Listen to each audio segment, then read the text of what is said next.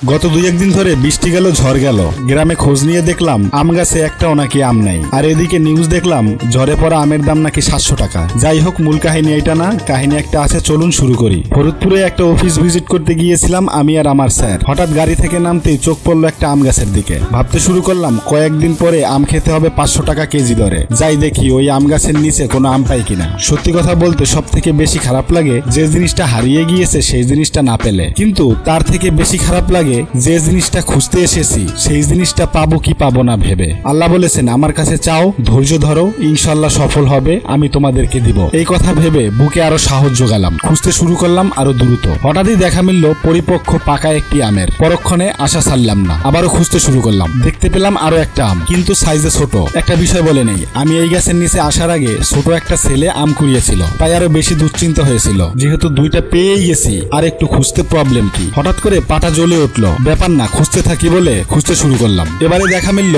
আরো একটি আমের। কিছুক্ষণ পর আরো একটি পেলাম। ধৈর্য শক্তি আর ইচ্ছা থাকলে মানুষের পক্ষে সবই সম্ভব। আরো একবার প্রমাণ পেলাম। যাই হোক, এবার খাবারের পালা। পাশেই ছিল মসজিদের উজুখানা। প্রতিটা আম একটা একটা করে ভালোভাবে ধুয়ে নিলাম। তবে প্রথম আমটা ছিল পাকা, আর পরের 3টা আম ছিল কাঁচা। যাই হোক, খাওয়ার মতো একটা আম আছে, তো এটা বলে মনকে সান্ত্বনা দিলাম। পাটা চুলকাচ্ছিল, তাই পাটা ভালোভাবে ধুয়ে নিলাম। আর বুঝতে বাকি রইল না, পায়ে লেগেছে চোত্রা পাতা, যা লাগলে প্রচুর চুলকাতে থাকে। চুলকাতে চুলকাতে আমার পাগল বানিয়ে ফেললো। আহা ওহো শুরু করে দিলাম। চিৎকার দেওয়ার উপায় থাকলে চিৎকার করে বলতাম আমাকে বাঁচাও। যাই হোক, 20 মিনিট পরে একটু সুস্থ হলাম। এত কষ্ট করে আম কুড়ালাম, পাকা আমটি খাবো না সেটা কি হতে পারে? বসে পড়লাম আম খেতে। দেখুন কি পরিমাণ পাকা, খেতেও দারুণ মিষ্টি। আপনাদের পেলে একসাথে খেতে আরো দারুণ লাগতো। খাওয়া দাওয়া শেষ, ভাবলাম কাঁচা আমগুলো নিয়ে গাড়ির ডিক্কিতে রাখি, আমগুলো পাকলে বাসার সবাই মিলে একসাথে খাবো। আমগুলো রেখে দিতেই চুলকানো শুরু করলো আবার। এবার তো টেনশনে আছি, গাড়ি চালাবো নাকি সারা রাস্তা চুলকানোর মধ্যেই থাকবো। যাই হোক, চুলকানির মধ্যে দিয়ে ভিডিওটি শেষ করছি। দেখা হবে আবার অন্য এক বসন্ত বিকেলে। ওই পর্যন্ত ভালো থাকবেন,